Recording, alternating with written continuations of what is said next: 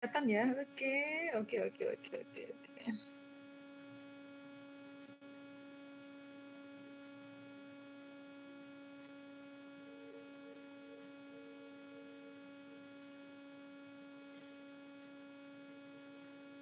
Oke, nah sekarang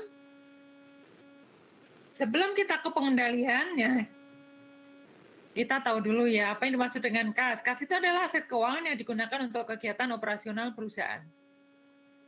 Ya. Kemudian kas merupakan alat pembayaran yang siap dan bebas digunakan untuk membiayai kegiatan perusahaan. Jelas ya, yang paling bebas kan kas ya. Oke, dibandingkan dengan aset yang lain. Nah, kemudian kas itu terdiri dari uang kartal yang tersimpan dalam suatu perusahaan dan uang yang tersimpan dalam rekening bank dan juga yang setara dengan kas. Oke. Setara dengan kas atau kas ekuivalen itu termasuk kategori instrumen keuangan. Setara kas adalah investasi jangka pendek yang sangat liquid. Liquid itu maksudnya jangka pendek ya, paling 3 bulan gitu ya. Akan dapat diklasifikasikan dalam setara kas harus memenuhi karakteristik dapat dikonversi menjadi kas pada jumlah tertentu tanpa risiko perubahan nilai dan jatuh temponya sangat dekat. Oke, nah ini nanti dibaca sendiri ya, yang teorinya ya. Oke, nggak masalah lah baca sendiri. Nah, kita lanjut ke sini. Yang pertama yaitu kita akan bicara mengenai pengendalian kas. Yang pertama, pengendalian untuk penerimaan. Semua penerimaan harus dicatat. Harus ya, jelas harus dicatat. Kemudian yang kedua, semua penerimaan harus segera disetorkan ke bank pada hari itu juga. Oke. Yang ketiga, harus diadakan pemisahan fungsi antara yang menerima, jadi kalau ada uang masuk ke perusahaan, antara yang menerima, yang mencatat, dan yang menyetorkan ke bank. Jadi contohnya, yang menerima Davi, yang mencatat Astrid, kemudian yang setor ke bank Clarissa. Nah ini tujuannya adalah apa? Supaya kasnya itu aman. Tapi, nah, sebuah sistem pengendalian kas di perusahaan sudah dibuat sedemikian rupa. Tapi semua itu kembali ke siapa? Kembali ke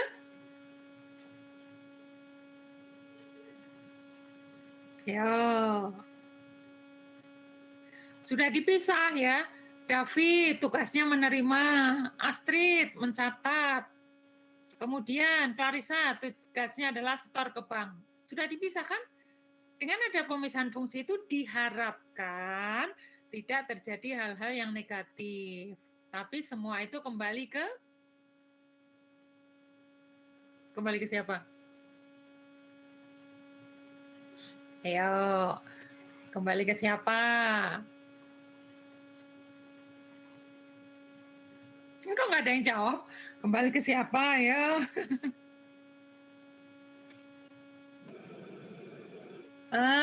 Kembali ke SDM-nya. Kembali ke siapa tadi? Davi, Astrid, dan Clarissa. Sudah dipisah kalau tiga-tiganya sekongkol? Berarti nggak ada gunanya dong pengendalian inter ini ya? Oke, nah. Kemudian, yang keempat adalah harus dibuat laporan kas harian. Jelas, hari ini penerimaannya berapa harus dicatat ya. Oke, ini adalah pengendalian dari penerimaan kas. Kemudian nggak jauh beda dengan pengendalian dari pengeluaran kas. Satu, semua pengeluaran harus dicatat. Oke, samakan dengan tadi ya. Kemudian yang kedua, semua pengeluaran harus menggunakan cek. Kecuali untuk pengeluaran-pengeluaran yang jumlahnya relatif kecil, diambilkan dari kas kecil. Oke ya. Kemudian yang ketiga, harus diadakan pemisahan fungsi yang mencatat, yang menandatangani, dan yang mencairkan. Sama dengan yang tadi penerimaan kas untuk pengeluaran, Yang mencatat, jadi yang pegang cek harus terpisah dari yang menandatangani dan terpisah dari yang mencairkan. Kalau kita ambilkan contoh ya, yang memegang cek Niko, yang menandatangani cek Niko, yang mencairkan Niko. Gimana kira-kira? Yang lain nggak ada yang tahu nih. Yang pegang cek Niko, yang menandatangani cek Niko, yang mencairkan Niko, gimana? Ya, kalau Niko jujur sih nggak masalah ya. Iya Niko ya.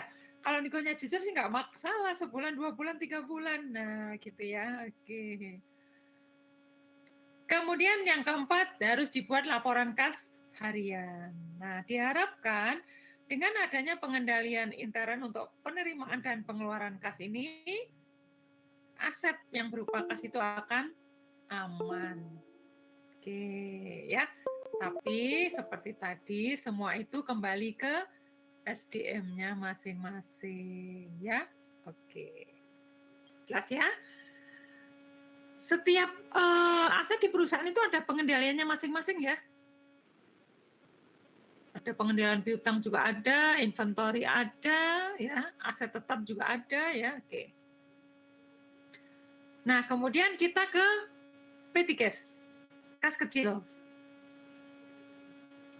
Sebelum lanjut, apa yang dimaksud dengan kas kecil? Ayo, semester kemarin kan sudah ini. Apa yang dimaksud dengan kas kecil? Siapa masih ingat? Boleh, Astrid, silakan. Kas kecil itu dana yang dibentuk oleh perusahaan untuk pengeluaran-pengeluaran yang jumlahnya relatif kecil, yang tidak efektif dan efisien bila menggunakan cek. Oke, kas kecil adalah dana yang dibentuk oleh perusahaan ya, tujuannya untuk pengeluaran-pengeluaran yang jumlahnya relatif kecil, yang tidak efektif dan efisien bila menggunakan cek. Karena kan tadi di pengendalian internnya kan semua pengeluaran harus menggunakan cek, kecuali untuk pengeluaran-pengeluaran yang jumlahnya relatif kecil diambilkan dari kas kecil. Oke. Apa bedanya metode impres dan metode fluktuasi? Siapa masih ingat? Saya boleh jawab lagi, Bu? Boleh, silakan. Kalau impres itu pencatatannya dilakukan saat pengisian kembali isi. Kalau misalnya fluktuasi itu setiap terjadi transaksi, pengeluaran langsung dicatat. Oke. Kemudian untuk saldo dana?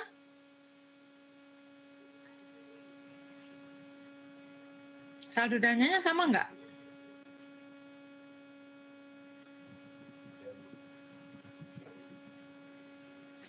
Ya, Dava? Dava Darmawan? Oh beda. Kalau impres gimana? Kalau fluktuasi gimana? Impres itu jumlahnya tetap, kalau fluktuasi berubah. Oke, betul. Kalau impres itu jumlah saldo dananya adalah tetap, kalau fluktuasi berubah-ubah ya. Nah, impres tetap itu maksudnya bukannya tidak boleh dinaikkan, tidak boleh diturunkan, boleh. Seandainya dananya dirasa kurang, misal bentuk awalnya itu dibentuknya 1 juta. Ternyata baru dipakai 2 minggu habis, nah berarti bulan depan kan harus kita naikkan. Atau sebaliknya, dibentuk dana kas kecil 1 juta, ternyata sampai 1 bulan hanya habis 500.000 atau habis 300.000. Nah, berarti dana kas kecil itu harus kita turunkan, biar tidak ada dana yang ayo. Habisnya 1 bulan cuma 300.000 atau 400.000, kan harus kita turunkan. Biar tidak ada dana yang nganggur. Dana yang menganggur di kas kecil. Karena kalau dalam perusahaan itu kan pantangan ya, ada dana yang menganggur. Karena kalau dana menganggur itu tidak akan bisa menghasilkan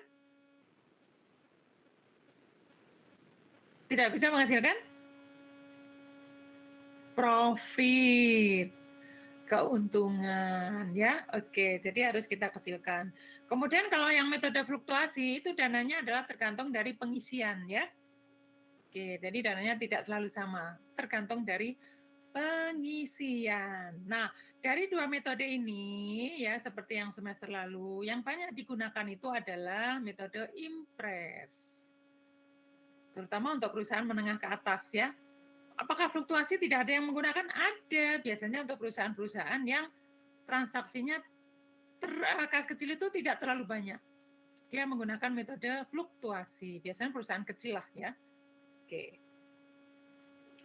Kita lanjut.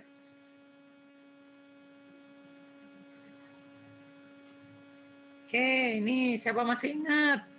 Siapa yang bisa buat jurnalnya?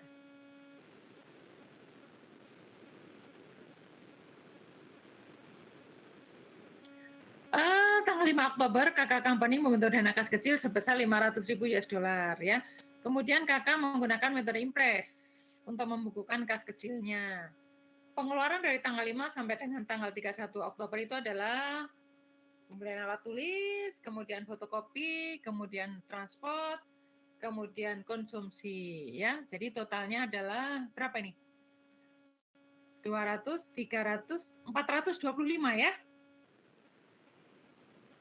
Ya, kalau menggunakan impres, tanggal 31 dilakukan pengisian kembali kas kecil. Siapa bisa? Ini kan kita hanya mengulang yang ini ya. Maksudnya yang contoh ini gitu ya. Oke. Siapa bisa? Silahkan.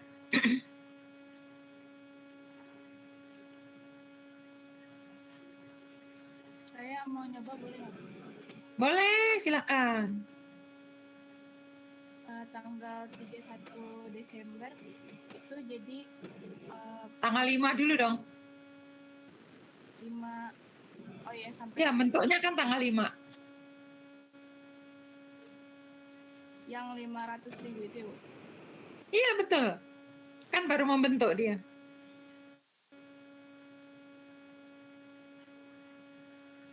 Yang tanggal 5 itu kas kecilnya 500.000 di debit, terus sama kasnya 500 di kredit.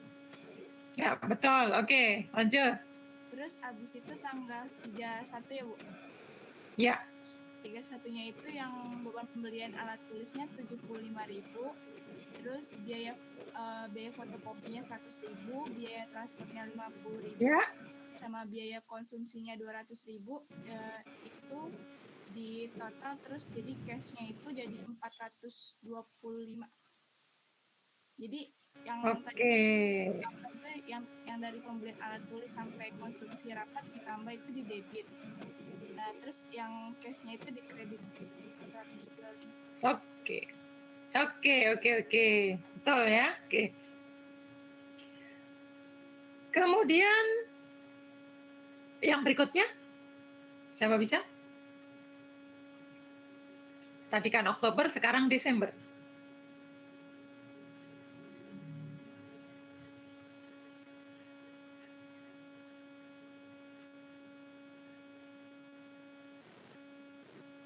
Siapa yang bisa tanggal 31 Desember?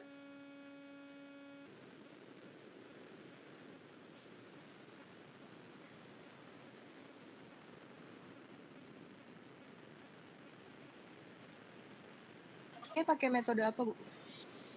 Impres tadi di atas, kita pakai impres. Nih sama dengan yang ini tadi nih. Kan kita masih lanjut. Kakak menggunakan metode impres.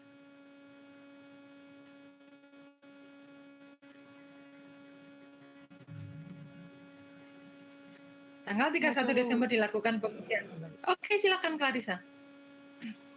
Tanggal 5 itu no entry, tanggal 10 no entry, tanggal 15 no entry, tanggal 25 no entry. Tanggal 31 Desember itu biaya fotokopi sebesar 100.000 di debit, biaya telepon sebesar 150.000 di debit, biaya listrik sebesar 150 di debit, biaya rapat sebesar 50.000 di debit. Terus di kreditnya kas kecil sebesar, benar Bu,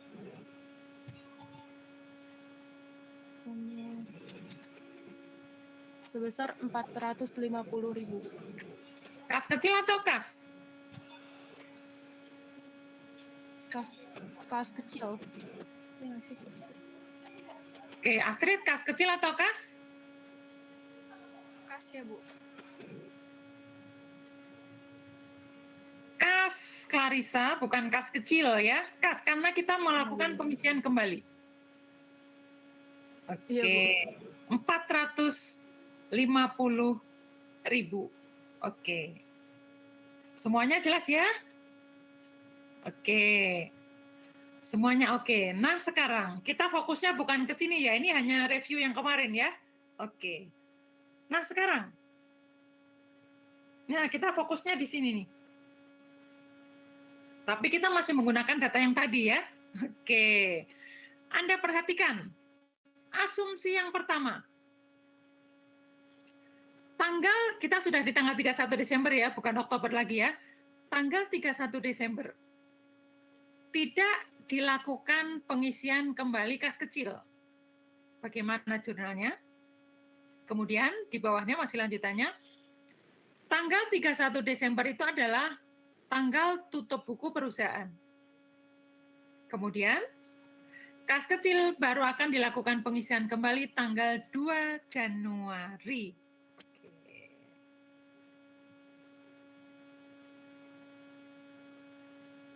Silahkan yang bisa. Saya ulang. Diasumsikan tanggal 31 Desember tidak dilakukan pengisian kembali kas kecil. Dan tanggal 31 Desember itu adalah merupakan tanggal tutup buku. Kas kecil baru dilakukan pengisian kembali di tanggal 2 Januari.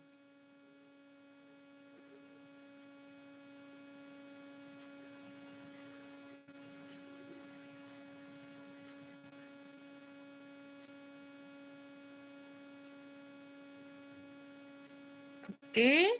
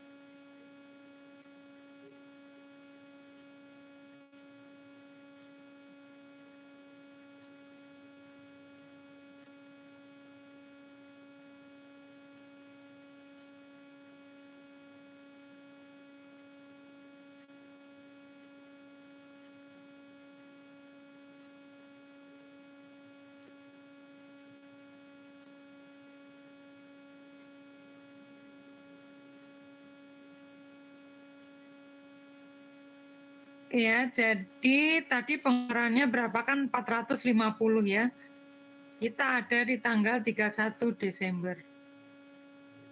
Ini tidak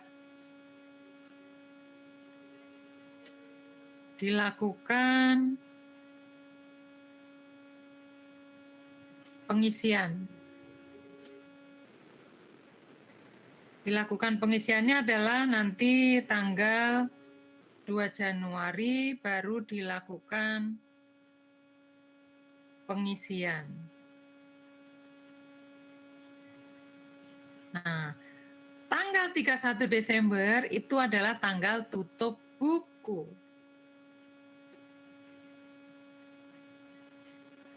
Nah, jadi kita ada di sini 31 Desember.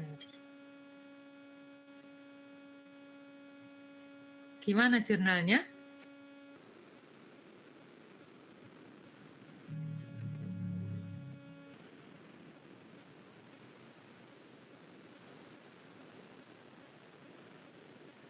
Siapa yang bisa? Itu ditutup dulu bukan ya, Bu? Gimana jurnalnya?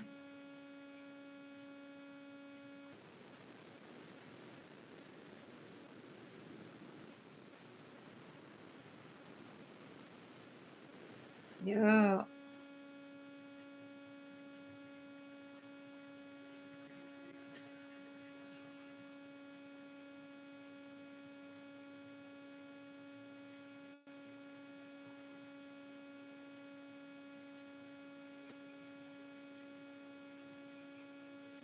Jadi di sebelah debitnya apa?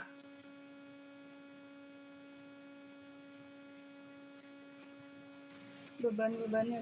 Nah, beban-beban semuanya tadi berapa tadi? Saya tulis saja beban-beban ya, enggak saya tulis satu-satu ya. Kreditnya apa? Petty cash. Ini 450.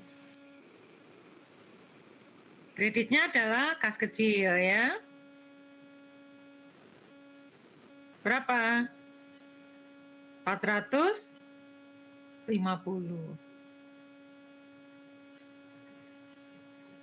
Kemudian pertanyaan saya, karena tutup buku kan pasti buat laporan keuangan ya. Pertanyaan saya berikutnya, dengan jumlah berapa petty cash kalau kondisinya seperti ini dilaporkan di Statement of Financial Position?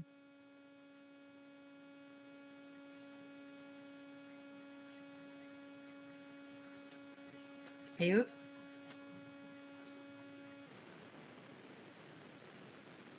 Dengan jumlah berapa petty cash dilaporkan di Statement of Financial Position tanggal 31 Desember.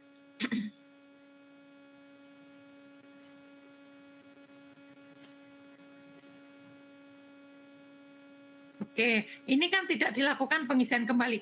Kalau tadi dilakukan pengisian kembali, dengan jumlah berapa petty cash dilaporkan di Statement of Financial Position? Jadi 2 pertanyaan. Satu diisi, satu tidak diisi. Tadi kan diisi ya. Nah, kalau diisi berapa jumlah yang harus dilaporkan di laporan posisi keuangan? Kalau tidak diisi, dengan jumlah berapa kas kecil dilaporkan di laporan posisi keuangan? Siapa yang bisa, hayo? Ini cowoknya pada ngumpet, nggak ada suaranya, ini kemana ini? Awas loh, kita masuk rekonsiliasi loh, jangan tidur ya.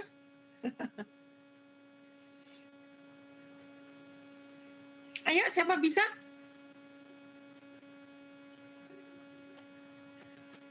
Tadi Oh, saldonya 500.000 ya, Bu? Iya, saldo awalnya kan 500.000 kita bentuk tadi. Kalau misalkan yang nggak diisi berarti sisa 50.000. 50.000 dilaporkan di? Di yang tadi, posisi keuangan. Oke, kalau yang diisi? Kalau yang diisi jadinya, kalau diisi berarti Berapa? masih bingung Bu, kalau diisi ditambah atau tetap 500. Tetap 500 nggak sih, Bu? Ya kalau diisi kembali kan, Anda lihat tadi jurnalnya, kalau diisi jurnalnya apa? Kan beban-beban kas kan? Iya, Berarti Bu. kalau beban-beban kas, berarti kas kecilnya berapa kembali jumlahnya? Ya 500 kan, karena sudah diisi. Nah, jadi kalau sudah dilakukan pengisian kembali tanggal 31 Desember, berarti kas kecilnya adalah saldonya balik lagi seperti awal, yaitu 500.000 karena sudah diisi. Nah, tapi kalau tanggal 31 Desember tutup buku dan petty cash tidak dilakukan pengisian kembali, berarti petty cash dilaporkan di Statement of Financial Position dengan jumlah 50.000 atau 500? Ayo, tadi Dini jawabnya berapa? 20. 50.000, ya sesuai uang yang ada di kas kecil. Adanya 50.000, masa mau dilaporkan 500? Orang belum diisi, ya. Katanya kan kita melaporkan, kita menyajikan laporan keuangan harus sesuai dengan faktanya, ya. Tinggal 50 ya kita tulis 50.000. Oke, jelas ya? Nah, kita lanjut ke sini tadi. Tadi baru diisi tanggal 2 Januari. Tanggal 2 Januari kita buat jurnal, kita balik dulu.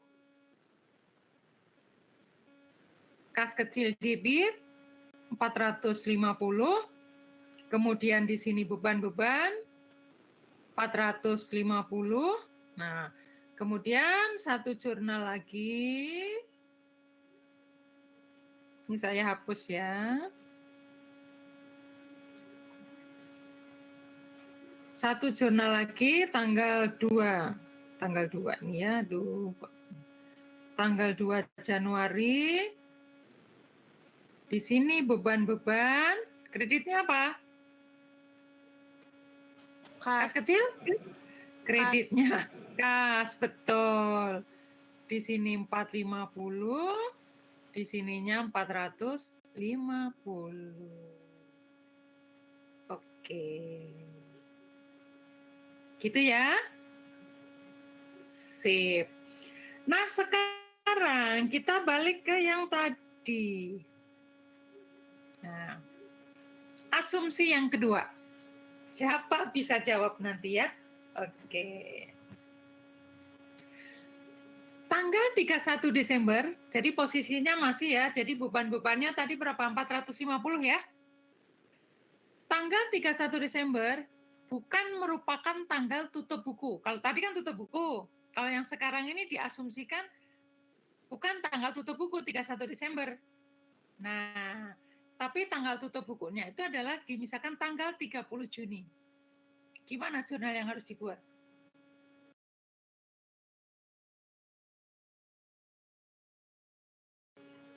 Siapa bisa? Saya ulang. Saya agak batuk ya. Tanggal 31 Desember bukan merupakan tanggal tutup buku. Tanggal tutup bukunya adalah dalam hal ini misalnya tanggal 30 Juni. Gimana jurnal yang harus dibuat oleh perusahaan?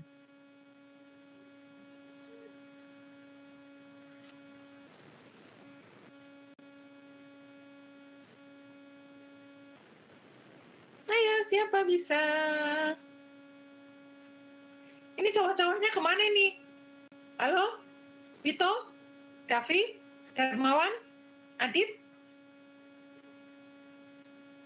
Siapa lagi nih?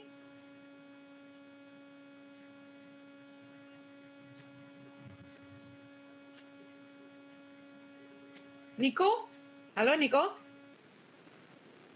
Lah, Niko nggak ada suaranya. Niko kemana kak Niko? Oh, Niko.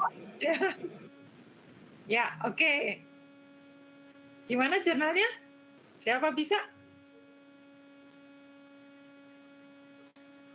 Tanggal 31 Desember bukan merupakan tanggal tutup buku. Tanggal tutup bukunya adalah tanggal 30 Juni.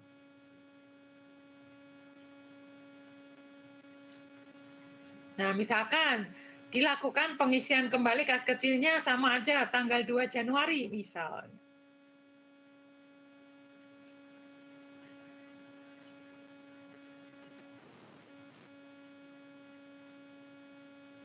Ini yang ditanya tanggal 2-nya, Bu. Lah, tanggal 31 dulu dong. Oh, tanggal 31. Iya, tanggal 31 dulu.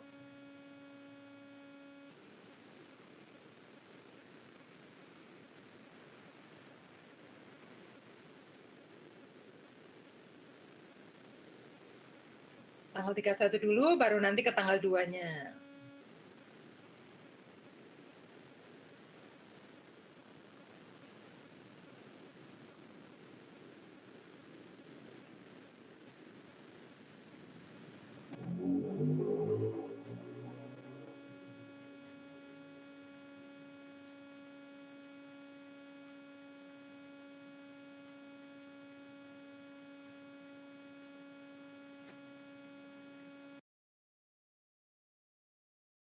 Siapa bisa? Ayo.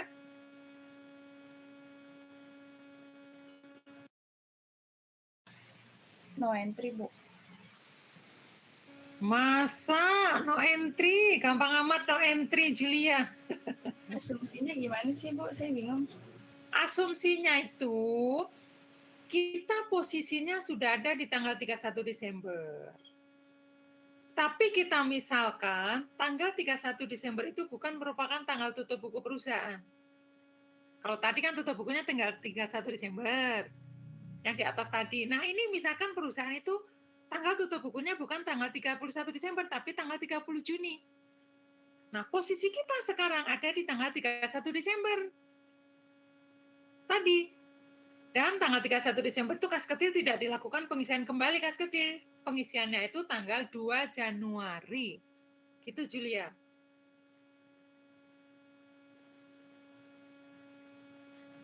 Yang lain bisa bantu Julia? Atau punya jawaban sama dengan Julia? Atau punya jawaban yang lain? Julia jawabannya no entry. Yang ya gitu ya, no entry ya Julia ya. Yang lain jawabannya?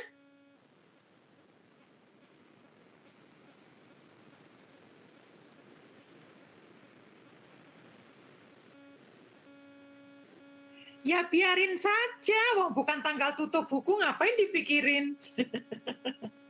Iya kan? Bukan tanggal tutup buku. Nah, Anda ingat kan? Dilakukan pengisian tanggal 2 Januari. Ya, kita mikirnya tanggal 2 aja, karena kalau metode Impress kan dibuat jurnalnya tanggal pengisian kembali. Nah, yang ini kan tanggal 31-nya bukan merupakan tanggal tutup buku. Benar jawabannya Julia. No entry, kita biarkan saja. Orang bukan tanggal tutup buku. Gitu ya. Oke, kita pikirkan kalau tanggal 31 Desember itu tanggal tutup buku. Nah, sekarang pertanyaan saya. Tanggal 2 Januari jurnalnya gimana yang dibuat dengan asumsi yang kedua tadi? Tanggal 2 Januari beban-beban pada kas. Betul, kita buat jurnal seperti biasa. Jadi tanggal 31 lewat aja, biarkan saja. Nah, kita baru buat pencatatannya di tanggal 2 Januari, beban-beban pada kas. Betul. Yang lain paham? Paham ya? Kita fokusnya ke tanggal 31 Desember tadi loh. Kalau bukan merupakan tanggal tutup buku ya ngapain dipikirin ya, biarin aja. Gitu ya. Oke, tanggal 31 Desember kalau kita sibuk kenapa? Ya karena tanggal tutup buku. Kalau bukan tanggal tutup buku 31 Desember perusahaan ya tenang aja, cuek-cuek aja gitu ya. Oke, nanti sibuknya di tanggal 30 Juni. Untuk perusahaan yang tutup bukunya tanggal 30 Juni. Tapi yang kebanyakan tanggal berapa tutup buku perusahaan? Yang umumnya tanggal berapa? 31? Desember. Desember, betul. Sip. Nah, sekarang yang ini. Kita masih pakai contoh yang di atas tadi ya. Pengeluarannya tadi kan 450 ya, kemudian saldo kas kecilnya itu totalnya ada 500.000. Nah, sekarang jika seandainya pada tanggal 31 Desember, pada saat dilakukan pengisian kembali kas kecil ternyata uang yang ada setelah dihitung harusnya berapa? 50.000 kan ya? Iya. Nah, ternyata uangnya tinggal 49.800, jadi yang $200 hilang. Gimana jurnalnya? Nah, 200 ini oleh perusahaan dianggapnya tidak material. Kalau tidak material ya perusahaan masih mau ganti lah ya. Kecil, dianggapnya kecil. Nggak masalah bagi perusahaan, jadi perusahaan ganti aja. Hilang 200 ya udah lah, diganti oleh perusahaan. Gimana jurnalnya?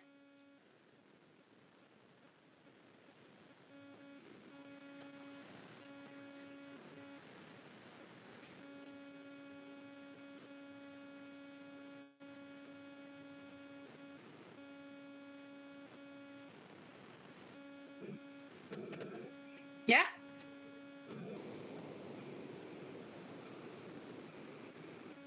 Bebannya yang 200-nya dianggapnya juga beban. Yang lain? Setuju?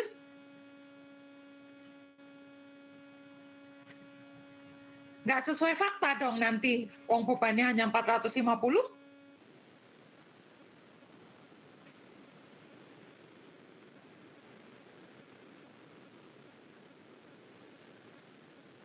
Ya, yang lain?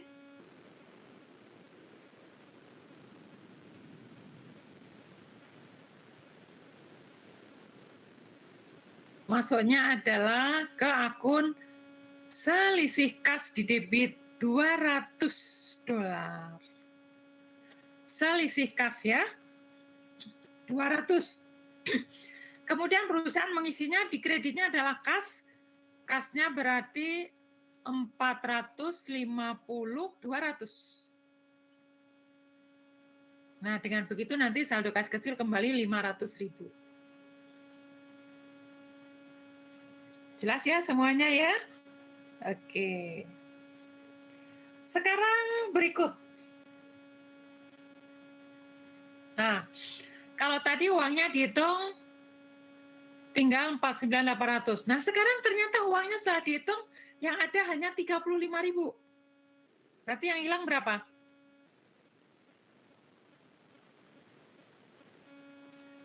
Yang hilang? 15.000. 15.000. Oleh perusahaan $15.000 dianggap material. Kalau material berarti yang harus bertanggung jawab siapa?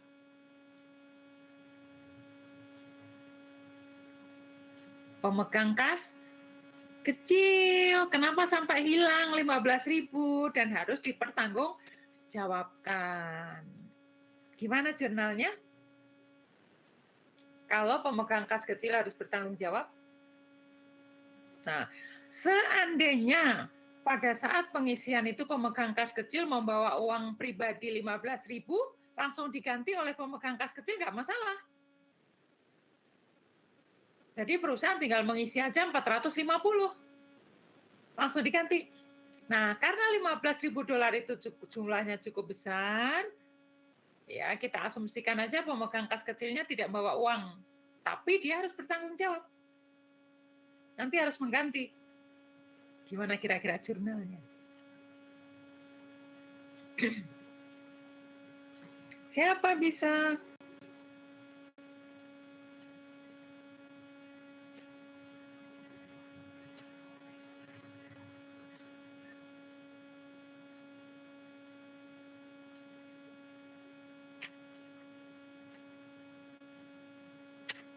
Oke. Pokoknya harus ganti aja deh. Tapi pada saat pengisian itu oleh perusahaan sementara ya ditutup dulu. Jadi biar jumlah saldo kas kecilnya kembali 500.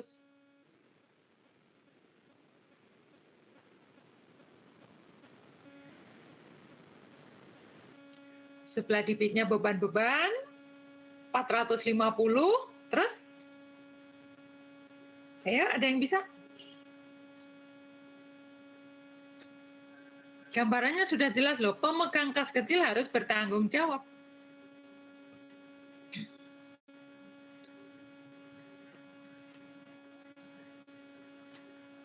Utang. Siapa? Siapa? Darmawan? Utang. Hutang. Hutangnya siapa? Utang yang tanggung jawabnya itu. Kan itu bagi pemegang kas kecil. Ini yang membuat jurnal kan perusahaan. Cadangan kerugian waduh. Piutang. Nah, Bingung. bukan cadangan kerugian. Vito apa Vito jawabannya? Cadangan kerugian. Gimana Vito? Cadangan kerugian. Oh, cadangan kerugian Vito. Ada lagi tadi ada suara yang jawab tadi, siapa tadi selain Vito? Bukan hutang, bukan cadangan kerugian. Apa ayo? Piutang. Piutang. Piutang apa, Davi? Piutang kan macam-macam. Piutang tuh macam-macam loh ya. Ada piutang bunga, ada piutang wesel, kemudian ada piutang apa lagi? Ada piutang dividen.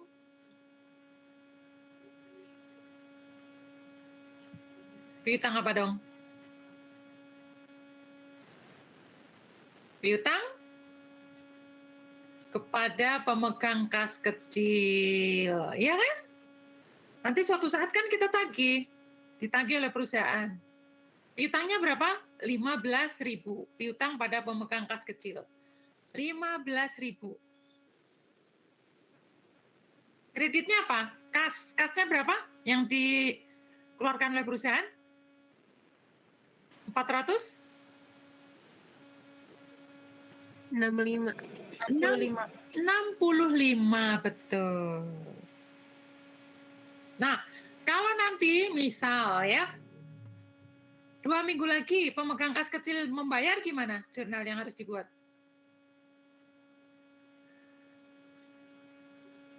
Jurnalnya harus dibuat gimana? Pada saat pemegang kas kecil membayar, gimana Vito? Piutang. Kas debit, piutang pada pemegang kas kecil, kredit 15.000. Selesai urusannya kan? Oke. Nah, jadi kenapa harus bertanggung jawab? Karena biar pemegang kas kecil itu berhati-hati ke depannya, ya. Oke. Jelas ya untuk kas kecil? Oke. Sekarang kita lanjut ke rekonsiliasi bank. Oke. Bank reconciliation ya, itu adalah schedule yang menjelaskan secara perbedaan antara catatan kas dengan catatan kas yang ada, catatan kas di bank dan catatan kas yang ada di perusahaan ya. Oke. Kita masih ingat semester lalu ya. Kenapa harus dibuat rekonsiliasi? Karena ya meskipun dua-duanya melakukan pencatatan yang sama, tapi sampai kapanpun catatan bank dengan catatan perusahaan itu kan tidak akan pernah sama ya. Tidak akan pernah sama, maka di sini perlu dibuatkan laporan rekonsiliasi bank. Ini ada beberapa pos ya rekonsiliasi yang menyebabkan perbedaan antara pencatatan perusahaan dengan pencatatan bank. Deposit in transit, apa kemarin kalau deposit in transit, setoran dalam perjalanan?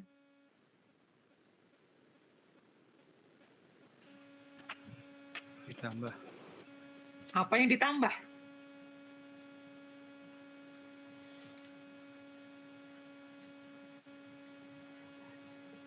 Tiung, apa? Deposit in transit?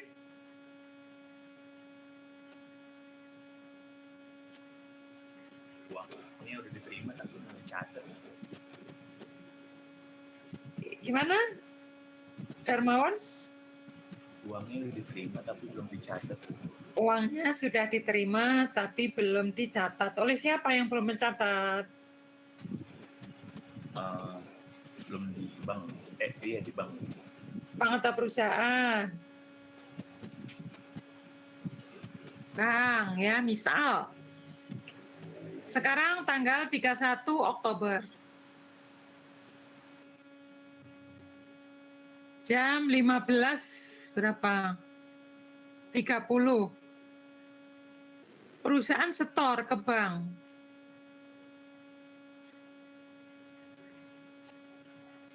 Misalkan 10 miliar. Lihat nolnya berapa ya? 9 ya. 9 ya, benar ya? 10 miliar. Nah, 10 miliar itu diterima bank. Tapi karena sudah mau tutup, 10 miliar itu oleh bank tidak dicatat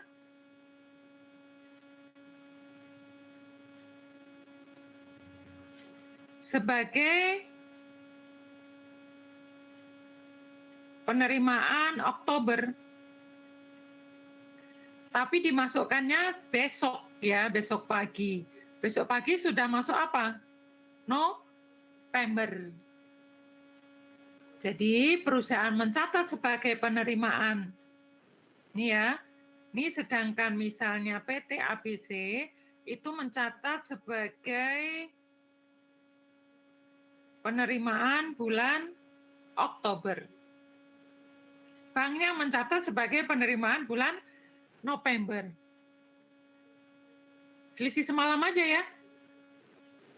Jadi 10 miliar tadi menyebabkan perbedaan antara penerimaan perusahaan dengan penerimaan bank.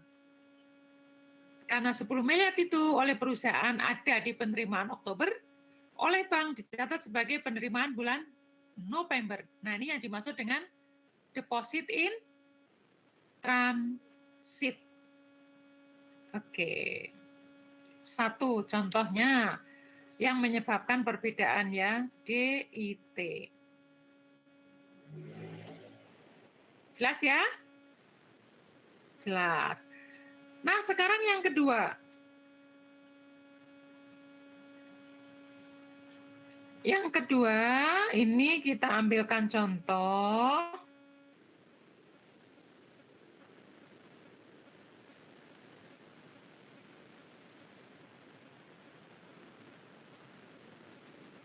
Outstanding check. Misal, Anda lihat ya, di sini ABC, di sini bank. PT ABC pada bulan Oktober, dia mengeluarkan cek membayar hutang ya. Dia mengeluarkan cek nomor 1, 2, 3, 4. Cek nomor 1, nomor 2, nomor 3, nomor 4. Misalnya ini adalah 1.000, contohnya nggak usah gede-gede, 2.000, ini 5.000, ini 10.000. Nah, ini dikeluarkan ke si A, ini B, ini C, ini D. Cek yang sudah diberikan ke orang lain ini, si A, si B, dan si C, ternyata sampai dengan bulan Oktober yang sudah dicairkan, itu baru cek nomor 1, 2, dan 3. Sedangkan si D yang megang cek sebesar 10.000, itu sampai dengan akhir Oktober belum dicairkan. Ini dicairkannya baru bulan November. Mana yang merupakan outstanding check bulan Oktober? OSC bulan Oktober mana?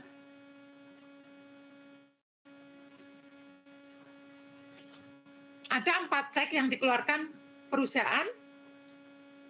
Cek nomor 1, 2, 3, dan 4. Dari 4 cek itu, baru cek nomor 1 sampai dengan nomor 3 yang sudah dicairkan di bank di bulan Oktober. Sampai dengan akhir Oktober, cek nomor 4 itu belum dicairkan. Baru dicairkan di bulan November. Mana yang kita anggap sebagai cek beredar di bulan Oktober? Nomor 4. Cek nomor 4. Betul, cek nomor 4. Ini yang disebut dengan outstanding check. Perusahaan sudah mencatat sebagai pengeluaran bulan Oktober, karena belum dicairkan, maka belum dicatat oleh bank. Dan bank itu mencatat sebagai pengeluaran bulan November. Karena di bulan November baru yang 10.000 itu dicairkan oleh pemegang ceknya, si D maksudnya. Jelas ya? Jelas. Oke. Kemudian, kalau ini kan yang mencatat duluan perusahaan. Kemudian ada nggak informasi yang dicatat duluan oleh bank? Ada. Oke. Saya hapus. Misalnya apa? Interest. Bunga. Bunga kan yang mencatat duluan siapa? Bank kan ya? Misalnya ada bunga untuk PT ABC ini 10.000. Nah, oleh bank itu dicatat bulan Oktober. Jadi sudah sebagai penerimaan bulan Oktober. Nah, perusahaan itu baru tahunya kan nanti akhir Oktober. Atau misalnya awal bulan November. Tanggal 1 bulan November baru terima laporan rekening keuangan dari bank. Jadi, bank mencatat sebagai penerimaan bulan Oktober, perusahaan mencatatnya sebagai penerimaan bulan apa? November. Nah, jadi nggak sama lagi kan laporannya? Oke. Kemudian, satu lagi, apa? Administrasi bank. Nah, oke, administrasi bank. Administrasi bank, bulan Oktober misal. Bank sudah mengurangi rekening perusahaan yang ada di bank. misalnya sebesar 5.000. Nah, oleh bank sudah dianggap sebagai apa? Pengeluaran kan? Langsung dipotong dari rekening perusahaan yang ada di bank, 5.000. Oke, jadi saldo akhir Oktober, misalkan kita mengabaikan yang lain, yang dicatat bank misalnya 20.000. Kita mengabaikan faktor lain, kita hanya fokus ke administrasi. Berarti saldo perusahaannya berapa? Masih 20.000? 20.000. Belum, bukan. Berapa? Kok dikit amat? Kita bikin 200 ya. 200.000. Berarti perusahaannya masih berapa saldonya? Yang bikin selisih itu hanya administrasi. Masih 205. Karena belum dikurangi dengan beban administrasi. Oke? Jelas? Jangan diem. Diem saya anggap jelas loh. Ayo. Di sini jangan bingung dulu. Ini belum ke kolom-kolom.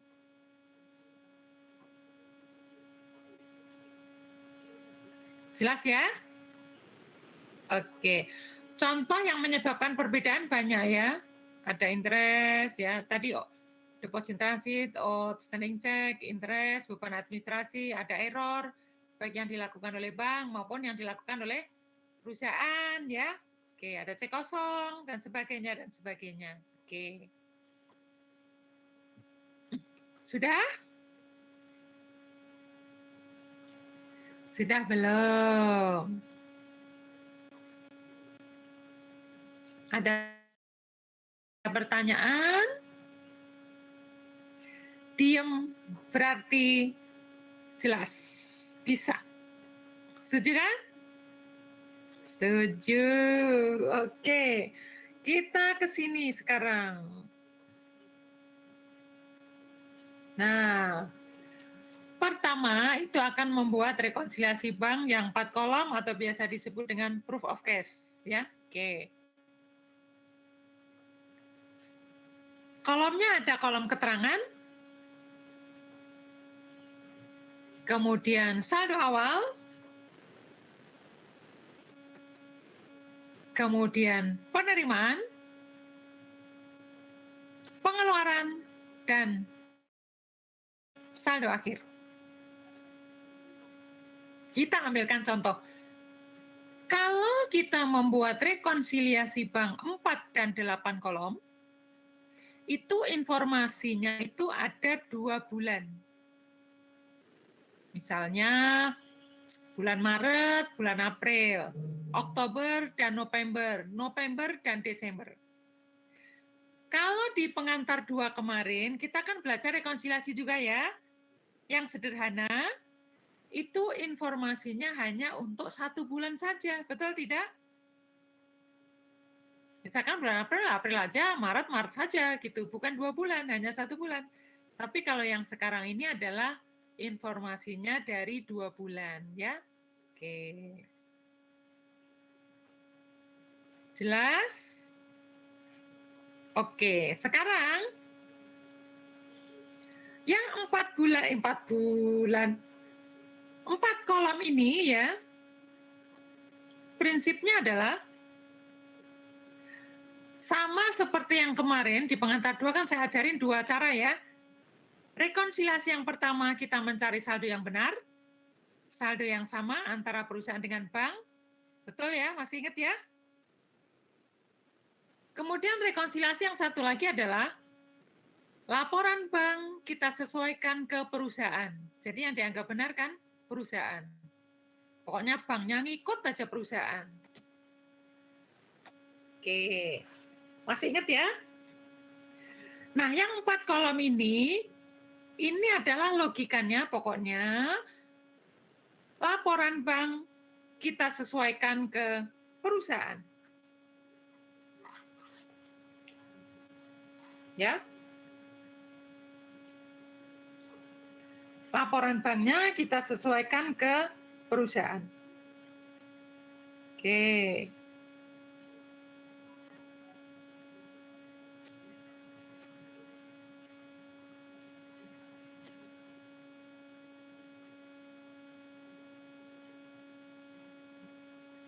Oke, saya mau nyari ini dulu. Oke.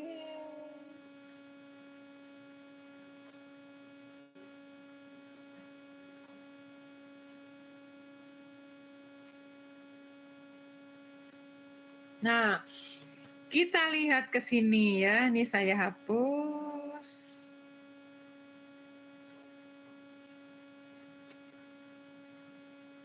Kalau ada pertanyaan silakan tanya loh ya, jangan diem loh ya. Oke. Jangan lupa kalau buat laporan bank yang atas itu adalah nama apa di sini?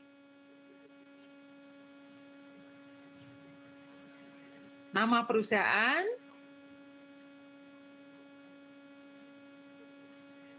kemudian nama laporan dalam hari ini adalah laporan rekonsiliasi bank, kemudian di sini adalah periode, misalnya 31 Maret, tahun berapa gitu ya. Masih ingat kan ya? Oke, nah kalau sudah ini saya hapus. Biar nanti muat atau cukup. Oke, nah karena nanti di gambar ini nggak muncul itu ya. Kalau muncul nggak cukup sampai bawah.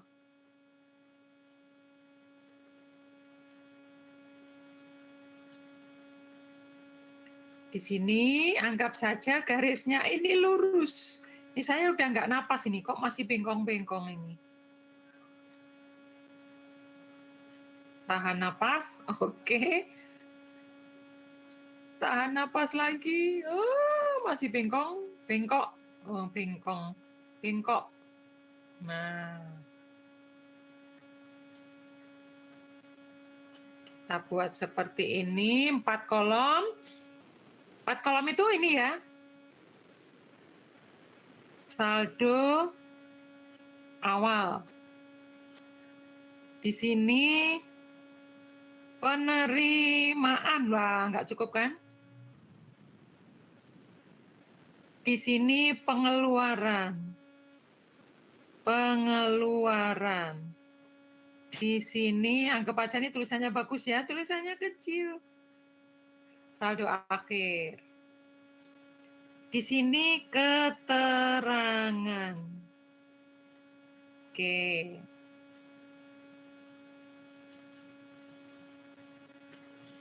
Sudah? Anda perhatikan ke sini, yang paling atas di sini adalah per laporan bank atau per bank gitu ya.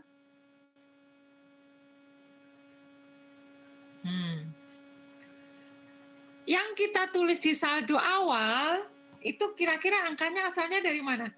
Oke, sebelum itu saya mau tanya, kita maunya bulannya apa nih, 2 bulan? Maret, April? Atau April, Mei? Atau Mei, Juni? Boleh pilih 2 bulan pokoknya. Maunya apa? Mei, Juni, Bu. Oh, Mei, Juni, boleh. Mei, Juni. Oke, nah kita pakai Mei, Juni ya. Yang akan kita masukkan ke saldo awal di sini dari mana? Mei atau Juni?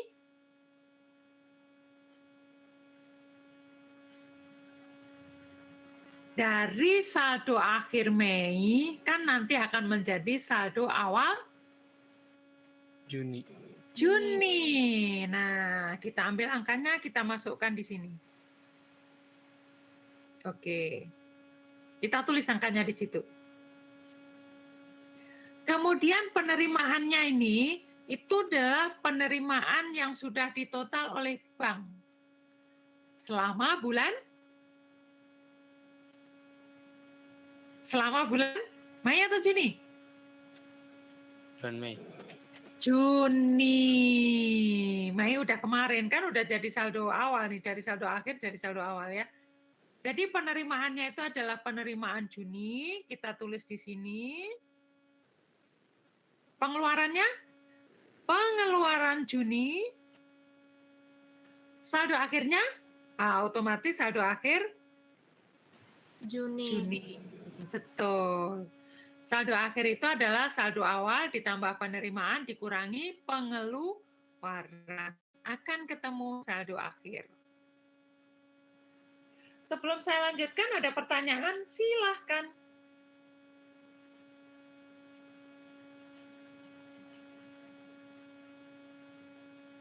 Nggak ada ya? Benar tidak ada? Oke. Nah, sekarang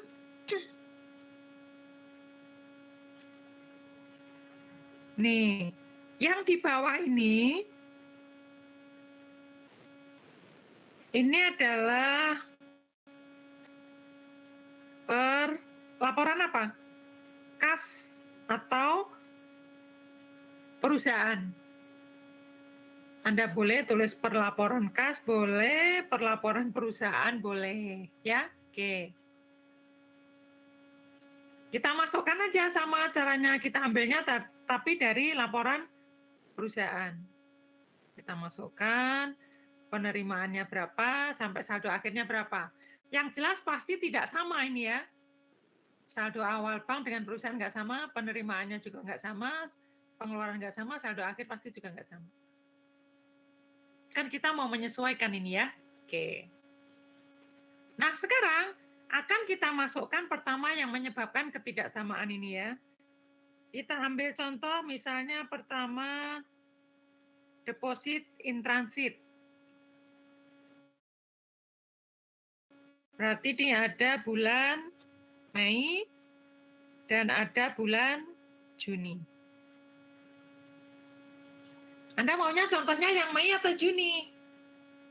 Jangan dua-duanya ya. Kalau dua-duanya nanti saya kasih soal, udah tinggal masukin aja. Karena sama pengertiannya. Mei atau Juni ya, yo sepakat. Yang mana? Mei aja, Mei, Bu. Juni? Mei. Mei, kurang. Bu. Mei apa Juni nih? Mei. Ayo. Sepakat satu kelas. Mei apa Juni? Mei. Oh, Mei. Oke, Mei. Jadi kita ambilkan contoh, ada deposit in transit bulan Mei. Nah, kalau ada deposit in transit bulan Mei, berarti perusahaan mencatat penerimaannya bulan Mei atau Juni? Mei kan? Mei. Nah, sekarang pertanyaan saya, banknya mencatat sebagai penerimaan bulan apa? Penerimaannya Juni. Juni. Banknya mencatatnya Juni ya? Sedangkan perusahaannya mencatatnya Mei. Oke. Misalnya berapa besarnya? Nggak usah gede-gede. 100 gitu ya? Ada deposit in transit Mei 100. Kita lihat sekarang. Nah, saldo awal bank di sini, ini angkanya berapa kira-kira ya? Kita ganti berapa ini angkanya? Misalnya 200.000. Ini sudah termasuk yang setoran 100 belum? Saldo awal bank yang dicatat oleh bank itu sudah termasuk di dalamnya deposit in transit yang 100 belum? Ayo. Ini kan saldo awal ini asalnya kan dari bulan Belum, deh. Mei kan? Belum. Kalau perusahaan di sini yang di bawah di sini, yang ini sudah termasuk yang disetorkan 100 belum? Sudah, Bu. Sudah. Nah, berarti saldo bank ini harus ditambah atau dikurangin untuk Mei? Yang 100? Harus ditambah. Ditambah. Harus dikurangin, Bu. Kurangin. Dikurangin apa ditambah? Ditambah apa dikurangin? Tambah. Kurangin apa? Ya? Ditambah nggak sih? Ditambah, Bu. Ditambah. Kan ngikutin perusahaan. Perusahaan sudah mencatat, berarti bank juga harus mencatat, ditambah. Oke, jadi yang Juni saya coret ya, Juni kan kita nggak bahas. Oke.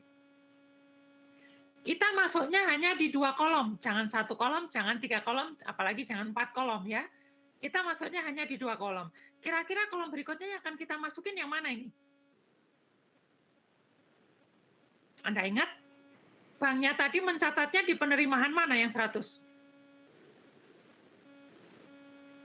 Di penerimaan mana? Penerimaan Mei apa Juni tadi? Di bank? Apa, Darmawan? Juni, Bu.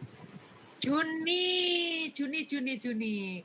Jadi penerimaan bank di sini, kalau kita bandingkan dengan penerimaan perusahaan, kita mengabaikan faktor yang lain, lebih besar yang mana? Yang jadi masalah itu hanya yang 100 ini aja. Berarti kita masuknya di kolom penerimaan ya. Cuman penerimaannya ini harus kita tambah atau kita kurang.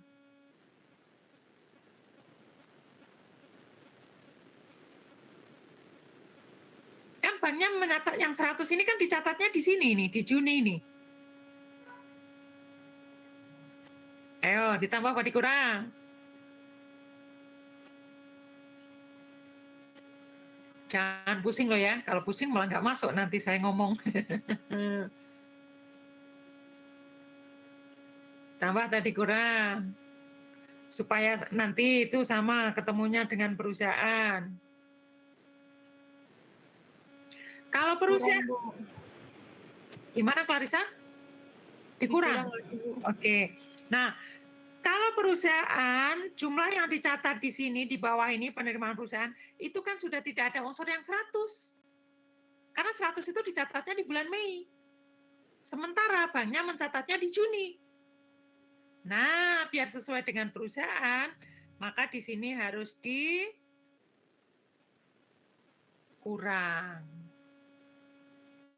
Yang lainnya kosong. Itu kalau Mei. Kalau Juni kira-kira pengaruhnya di kolom yang mana ini? Saya nggak akan jawab betul apa enggak. Kira-kira kalau ada deposit in transit bulan Juni mau masuknya di mana nih? Pasti bukan saldo awal ya. Karena sudah masuk ke Juni. Masuknya di kolom mana? Ayo. Kalau ada deposit in transit bulan Juni, penerimaan-kah, pengeluaran-kah, atau saldo akhir? 2 pokoknya ya, 2 kolom yang dimasukin.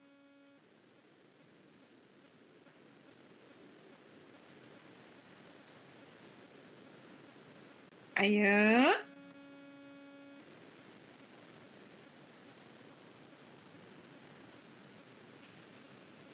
Biar sesuai dengan perusahaan. Ya masuknya di kolom penerimaan dan saldo akhir. Tapi ditambah atau dikurangnya nanti dipikir sendiri ya. Oke.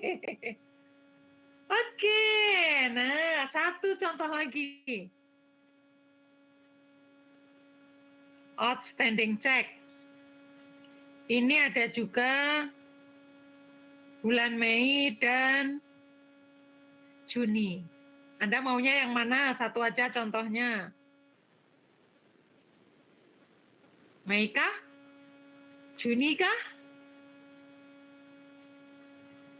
Mei lagi aja, Bu. Oh, Mei lagi aja. Karena kalau Juni mah gampang, Bu, gitu ya. Oke. Sepakat Mei ya? Oke. Jadi, perusahaan menerbitkan cek bulan Mei. Contohnya yang tadi aja, ada 4 cek. 1, 2, 3, 4 cek dibayarkan. Dikasihkan ke A, B, C, D. Nah, yang 3 cek sudah dicairkan di bulan Mei. Ya? Sudah dicairkan di bulan Mei. Kemudian, yang 1, yang cek nomor 4, itu sampai dengan akhir Mei belum dicairkan. Dicairkannya baru bulan Juni. Jadi, sebagai deposit transit outstanding check bulan Mei adalah yang D. Jumlahnya misalnya berapa? 50 ya. Ada 50. Nah, jadi saldo awal perusahaan itu sudah dikurangi dengan 50. Saldo banknya sudah dikurangi belum? Belum. Karena ceknya masih dipegang oleh si D. Nah, biar sesuai dengan perusahaan, maka saldo awalnya banknya ini harus tambah atau dikurang? Ditambah. Ditambah.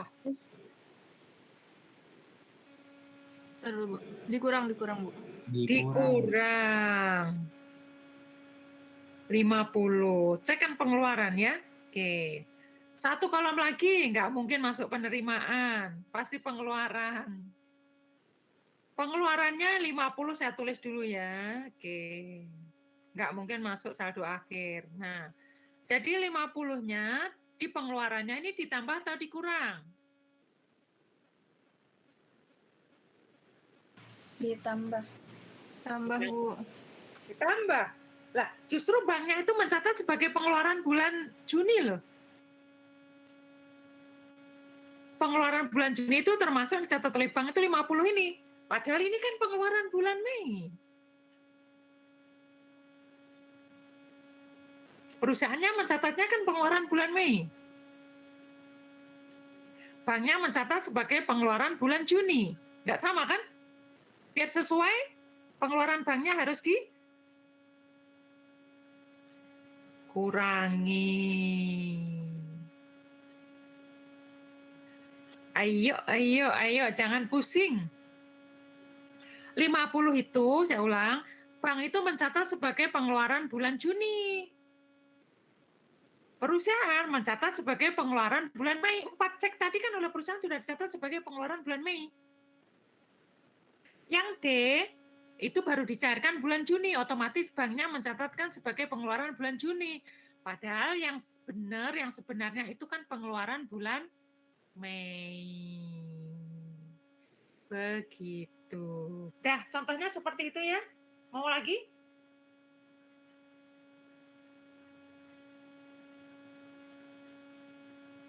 Oke. Nah, saya kasih tambahan satu lagi misal. Biar sama dengan kelas C tadi ya. Ini kan yang mencatat duluan kan perusahaan. Sekarang kita coba kalau yang mencatat duluan bank. Misal, bank menagihkan wesel untuk perusahaan. Di sini ada notes receivable. Wesel tagih yang ditagihkan oleh bank. Bulan Juni misalnya ya. Saya tulis Juni di bawahnya. Aduh, sempit banget. Saya tulis Juni.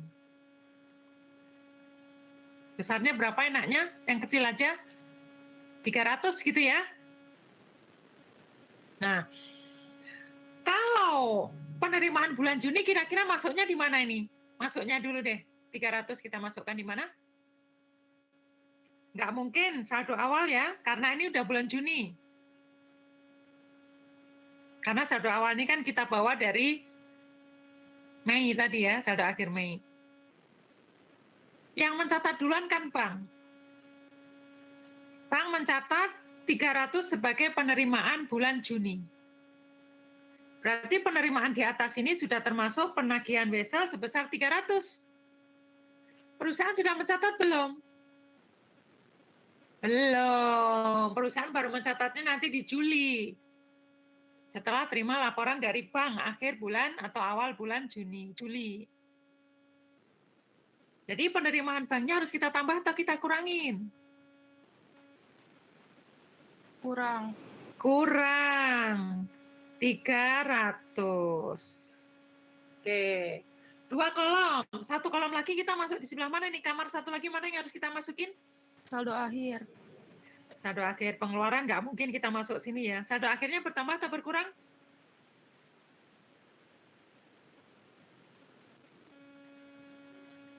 Kurang Nah. nggak, Bu? Nah, saldo akhir itu gampang. Kalau penerimaan bertambah, otomatis saldo akhir bertambah. Kalau penerimaan berkurang, otomatis saldo akhirnya, ayo kok nggak ada nyambung? Berkurang. Berkurang. Kok yang lain nggak ada nih? Oh, jangan-jangan tidur nih yang lainnya nih. Ayo. Oke. Contohnya udah banyak ya?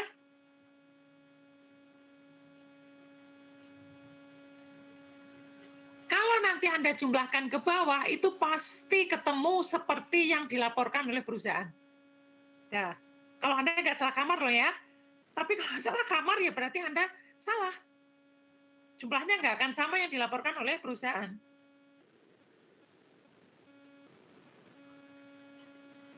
Jelas semuanya? Jelas, yang lainnya sambil jalan. Oke. Saya kembali ke sini. Ayo. Lolo, kok nggak mau jalan ini? Kenapa ini?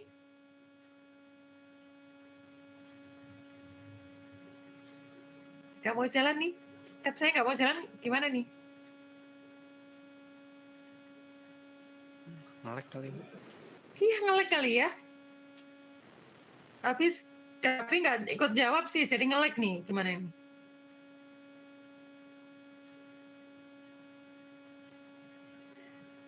Dulu. Aduh, ayo jalan.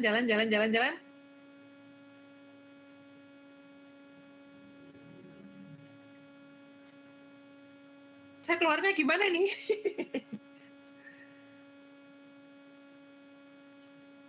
Alah, ini nih, ngelek bener, ngelek.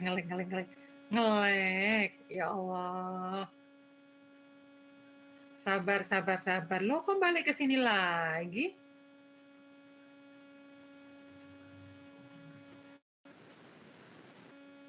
Oke, mana? Loh, materinya malah hilang. Gimana nih? Oke, saya ke sini dulu.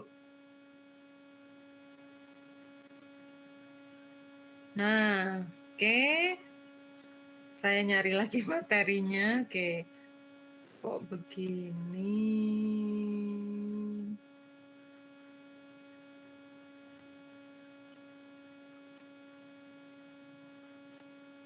Iya, memang agak ngelek nih saya nih. Waduh. Gimana ini?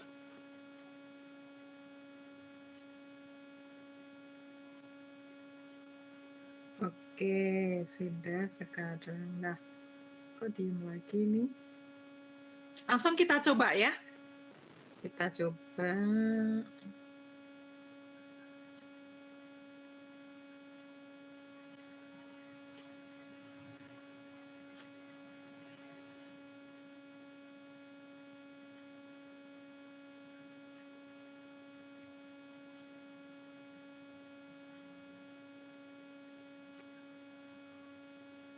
Oke.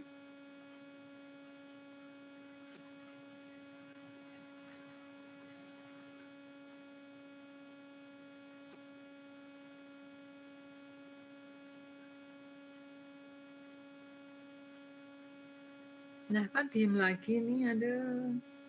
Oh, ini. Nah, ini sekarang ya. Jadi nanti kalau Anda sudah memasukkan ke dalam laporan rekonsiliasi, langkah yang terakhir yang harus Anda buat itu adalah membuat jurnal koreksi.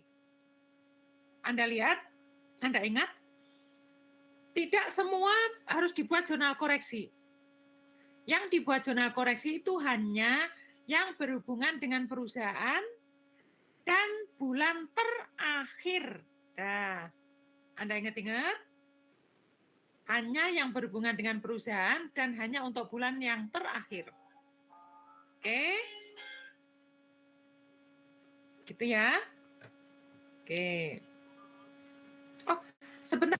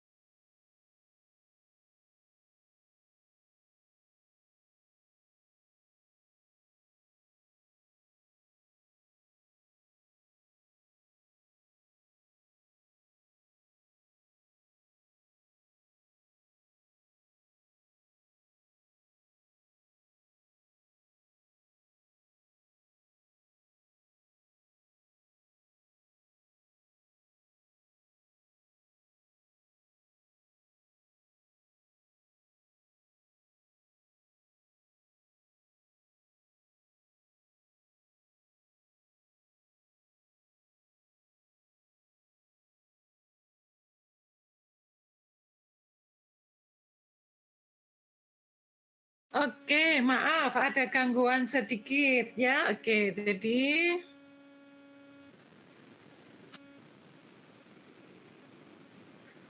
ini Anda coba, Anda buat laporan rekonsiliasi yang 4 kolom. Ini masih sangat sederhana loh ya, karena di situ langsung angkanya cedet, ada, Anda tidak usah nyari. Karena nanti bisa kemungkinan penerimaannya harus dicari dulu, pengeluarannya harus dicari dulu, saldo awalnya dicari, saldo akhirnya dicari. Tapi kalau ini semuanya sudah ada, tinggal masukin saja. Oke? Gitu, semuanya sudah ada di situ ya. Jadi ini saya ini.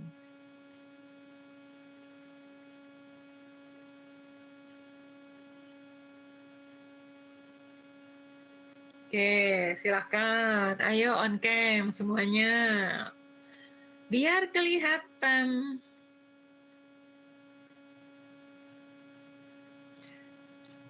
Sini yang pintar nyanyi siapa? Astrid sama siapa ini yang ikut paduan suara? Astrid sama siapa? Astrid tadi saya belum ngecek semuanya. Dari kelas ini nggak ada Bu yang Pak sudah. Oh, yang berani nyanyi cuma Astrid sendiri ya? Waduh, yang lainnya nggak hobi nyanyi ya?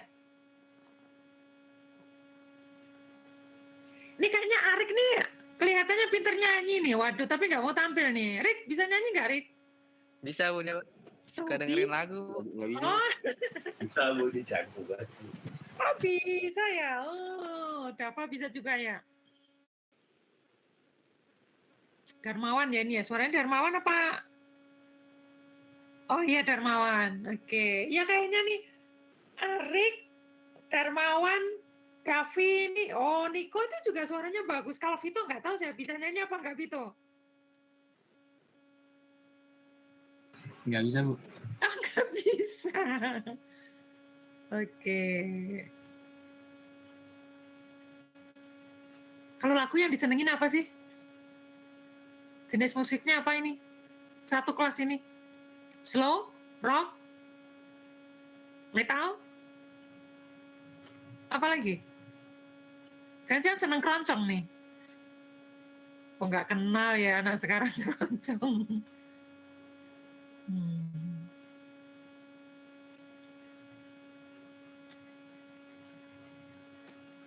Kalau saya seneng itu, kalau yang dari grup musik luar negeri itu saya seneng slow rock.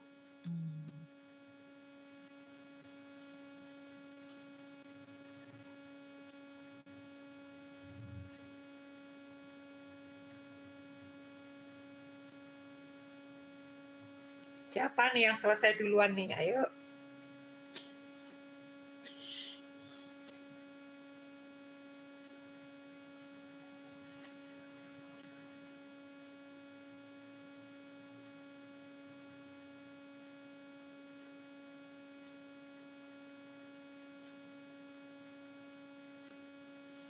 Anda ada mata kuliahnya Bu Ida Nurhayati? Ada ya?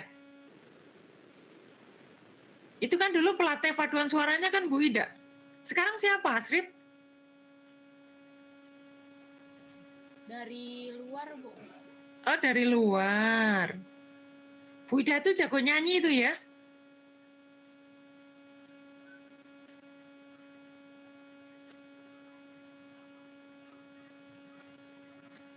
Tiara mana nih Tiara nih? Kayaknya nggak ada 2 mahasiswa nih. Siapa nih yang nggak ada nih? 1 ya? Tinggal berapa? 28 ya? 28 atau 29? Vito? Vito? Total mahasiswa 29. 29. Berarti nggak ada 2. Siapa dong? Nabila sama siapa Nabila? Oh Nabila ada. Halo Nabila. Lah, kemana Nabila? Iya, Bu. Oh, kirain tidur Nabila.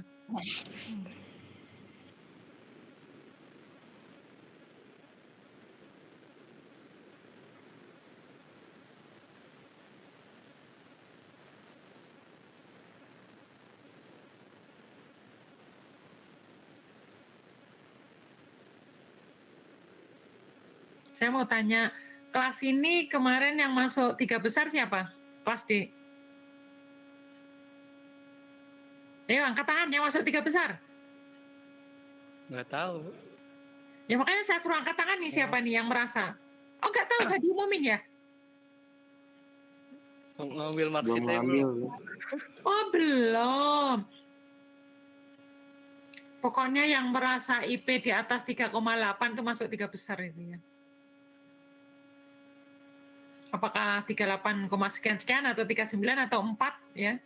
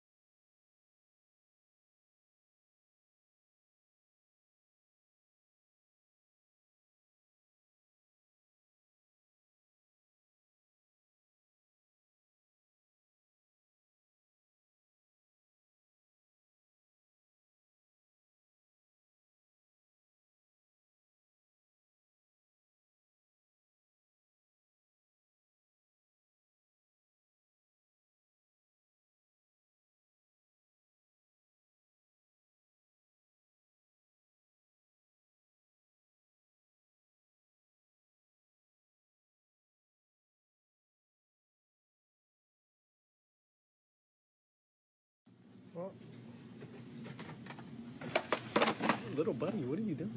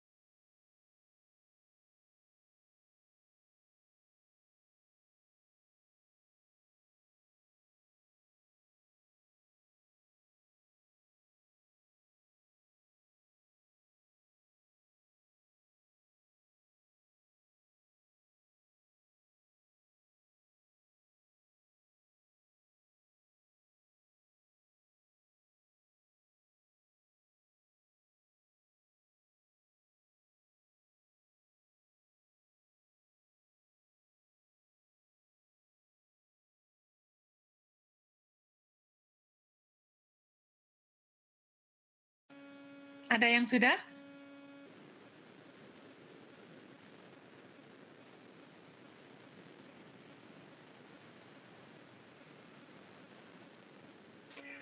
Oke, semuanya on cam dulu, ayo. Ya. Ini kita buat tugas pertama aja ya. Nanti Anda kumpulkan, Anda submit sebisanya. Sebisanya. Kita masih nyantai dulu. Yang rekonsiliasi 8 kolom nanti minggu depan ya. Deadline-nya sampai jam berapa? Kita bikin sampai jam berapa? 16 ya? Jam 5. Jam 5? Tanggung soalnya, Bu. Oh. Setelah saya nggak ada kuliah kan? Nggak ada. Oke. Saya buat nanti sampai jam 5 deadline ya. Oke. Kemudian sebelum nanti minggu depan kita lanjut ke 8 kolom, kita bahas dulu yang ini nanti ya. Oke. Minggu depan. Ada pertanyaan? Biar Anda sambil nyantai aja dulu lah. Ada pertanyaan? Nggak ada ya? Oke. Silakan Anda kerjakan, nanti submit terakhir jam 5. Oke. Selamat sore semuanya. Saya tunggu nanti jam 5 sampai minggu depan. Oke ya? Selamat sore. Assalamualaikum warahmatullahi wabarakatuh. Oke. Terima kasih, Bu. Oke. Oke. Maaf, sudah absen semuanya? Sudah absen semua ya? Oke.